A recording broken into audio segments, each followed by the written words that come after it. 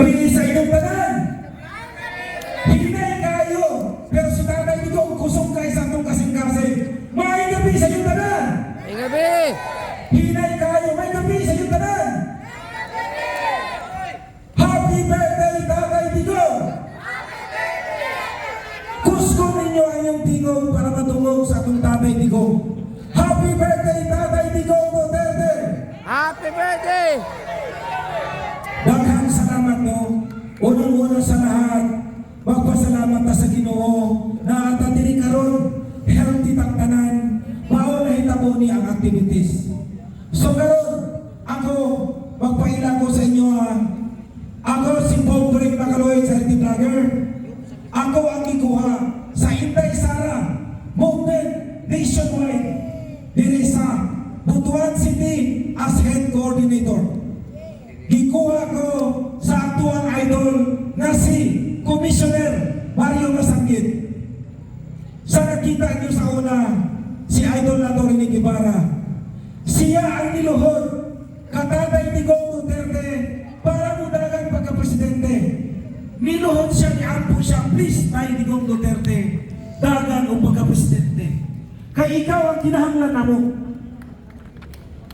Kanina sa balay ni Pobre Macaloy Charity Vlogger sa Barangay Basag. Nag-open ko kanina sa birthday natin Digong o headquarters Butuan City Chapter. Ang tinuod kay gusto ko ipakita sa katawhan diri sa Butuan City na tinuod ang atong grupo. Dili pareha nagbuhat-buhat ang grupo. Dili recognize dito sa taas. Iya kong personal ang invite karong May 9 dakong rally sa Davao City Rizal Park. Isa ko dito sa guest speaker. Mo istorya para sa atong tanan.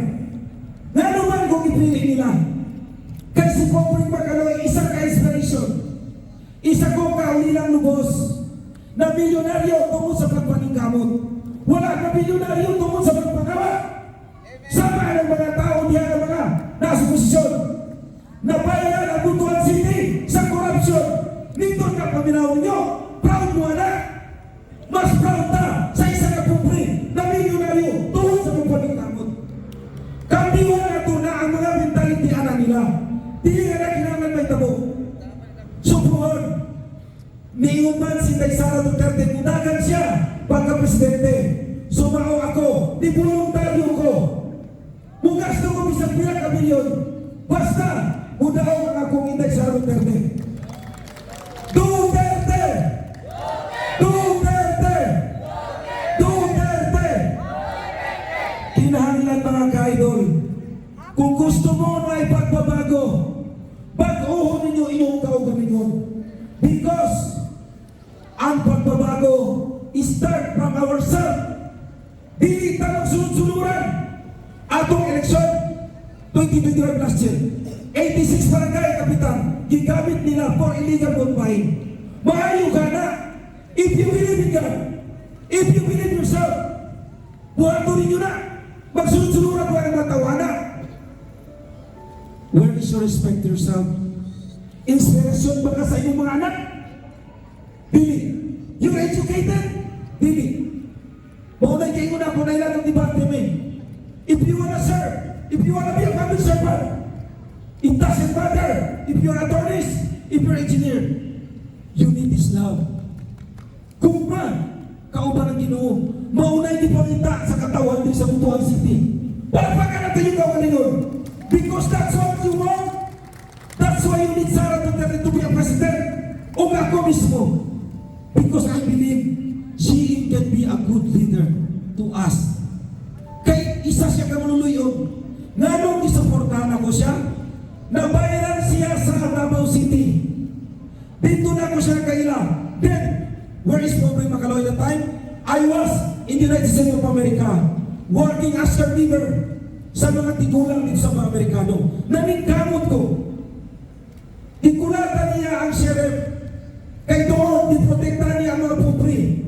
Ang mga, di ba? Ang mga walay-balay ng ipalayas, dili na siya natubuhaton nga atong daog-daogon atong kapwa. Di ba? Sumaw na mga ka-idol, na-idol na ako siya. Kaya iprotektahan niya mga pobre. Now, she is running for president. Salamat kay sa inyong tanan. Nga kamo, mura sa mong ako, nakita na tuon sa kasing-kasing niya. So, pobre makaluoy, mauna akong kasing-kasing. Gugman ako pa sa inyo kasi pirmi ko na kainyon na anak ko. I don't need anything. I have everything. Pero isa ko kapobreng makaluoy. I have nothing. Pobre, I become millionaire. That's the truth. Ingon nila ang mugiro ko. So be it. God is there. Nag-witness ang Ginoo. Ipaano niyo pobre makaluoy because that's inspiration. Wa ko mga kwarta dito sa akong mga vlogger. No. Na milyonaryo doon sa akong pagtrabaho. Mauna ang gusto na itudlo sa mga bata, sa mga anak ninyo. Maningkamot mo para mamilyonaryo mo. Pag naana mo, please, share your blessing. Share your blessing. Be inspiration. So ngayon, kay birthday ni Tatay Digong Duterte, magpasalamat ta sa tanang mga PNP nga nabili. Mga idol, salamat kayo sa inyong serbisyo. Kaya ginoble ni Tatay Digong ilang sweldo. Papangalan ko, tinuod na. Ang mga sundalo, ginoble ni Tatay Digong ang ilang mga sweldo. Tinuod na. Tinuod na.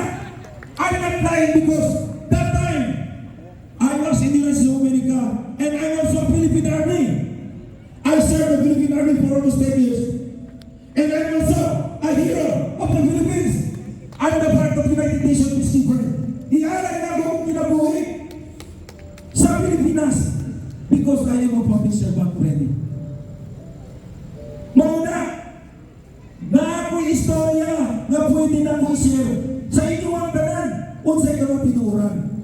Dito lang ko ng milyonaryo sa Amerika, naningkamot ko, pero sa akong pagservisyo sa Pilipinas wala. So mauna mga ka-idol.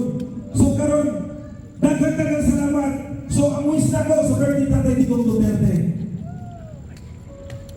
hinaon pa na makaya niya na dili siya ma-stress because if we have problem, we are stressful. Ang stressful muna yung maka-fall down na ito. Tinuod yun na. Because muna yung mga pasyente na ko sa Amerika, nasayon ko. Ang gusto na ito, ato siya palipayon. But now, what we do? Malipay siya ang video na makita niya ni Silver na itong birthday niya. Palakpakan naman kayo! Palakpakan! Kaya malipay siya! He's very happy right now! Tunay na nakakita si Tatay Digong sa Libernan. Nakakita sila sa tanang mga Duterte na supporters. Nalipay sila mga kaidol. Nalipay. So, mga kaidol, before ko, ngayon say, kung inspirasyon ko sa inyong tinabuhi, ha? Kung inspirasyon ko sa inyong mga anak, dapat salamat. Lahat kayo kamatanan. Happy birthday, Tatay Digong.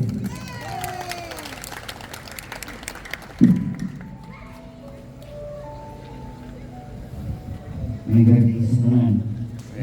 Ikaw na mo, sa inyong mga sumubok para sa kuha.